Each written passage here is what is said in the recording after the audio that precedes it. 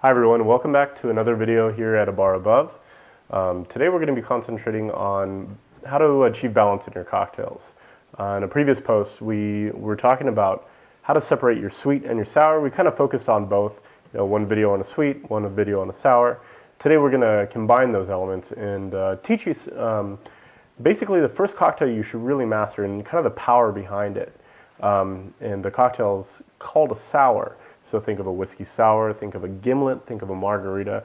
All those cocktails that are, even a daiquiri is part of that family of cocktails. So once you master it, you'll have infinite possibilities and just an amazing reach in your cocktail realm, and really be able to flex your culinary and your mixology muscles to your guests, which I'm sure they'll really appreciate.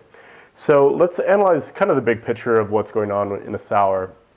You have three variables in which you can differentiate. You have your spirits, you have your sweet, and you have your sour. So we're going to go into each one of those categories and just kind of see how we're going to frame some of these creations.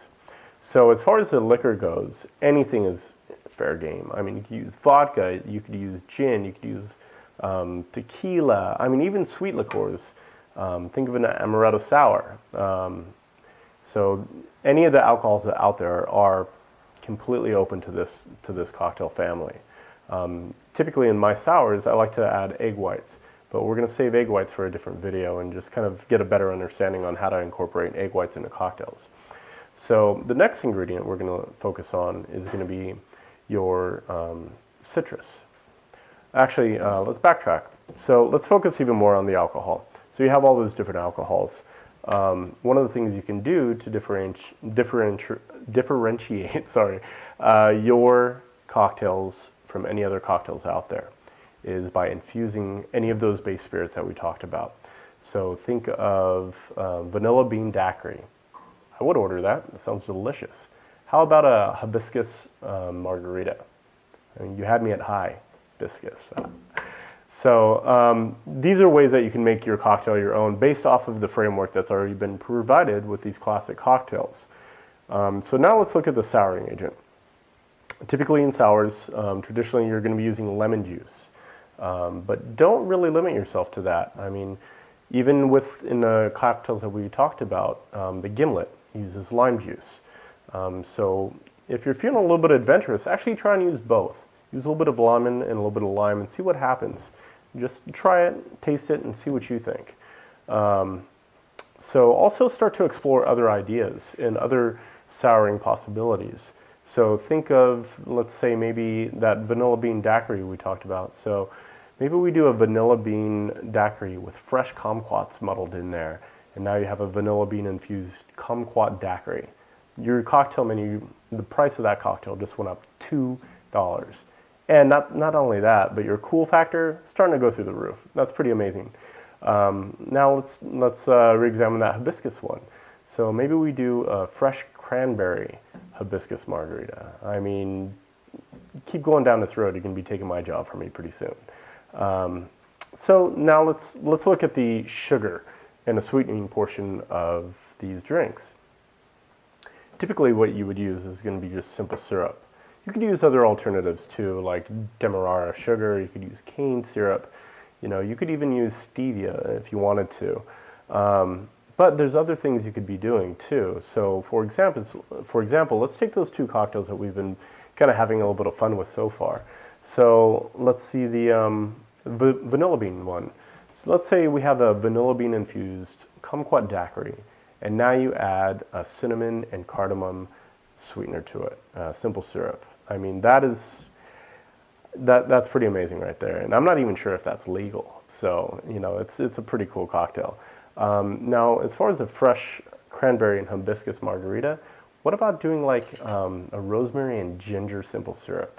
I mean, that's pretty epic right there, and you're instantly going to differentiate yourself from most of the other bartenders around you, most of the other mixology restaurants or bars in your neighborhood.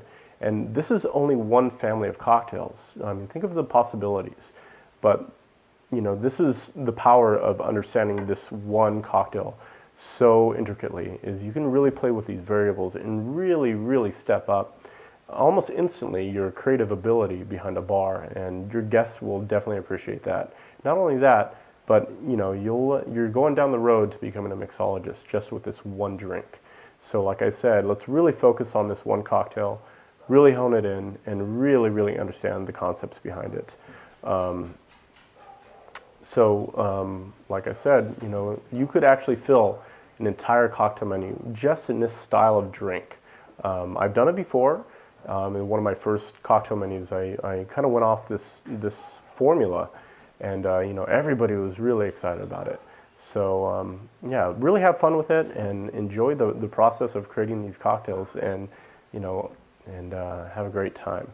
Some of the other things that we're working on that I'm really excited about to give to you guys is, I've been talking a lot about my training series, and we're still very, very much looking forward to giving that to you on July. And it's one of those resources that I wish that I had when I first started attending bar and making a step from bartender to mixologist. I pretty much had to train myself or really research each one of these steps. And it took quite a bit of time to understand the theory behind it and the skills and all that stuff. So, you getting to learn from all of my experience behind the bar over the last 10 years. The other thing is, if you visit abarabove.com, we've created a newsletter. So you just put in your email address, and you'll get a PDF that I put together for you of 10 steps to owning your own cocktail, your restaurant's cocktail menu. And it kind of goes through, some of the 10 things that you should really do to start to begin to step up your game behind the bar and really differentiate yourself and show that you're really kind of passionate about what you do.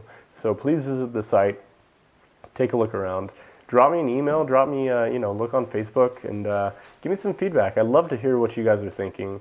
And, not only that, but I'd love to hear what you guys would like to learn. That's why I'm here.